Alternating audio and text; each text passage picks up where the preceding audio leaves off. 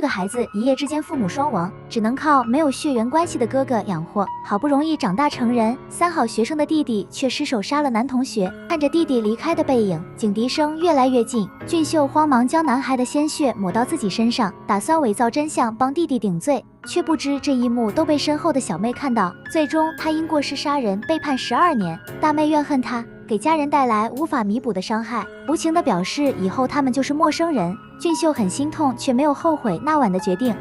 弟弟在探监时质问他为什么要帮自己杀了那个人，俊秀没有说出原因，反而高兴弟弟第2次叫自己哥哥。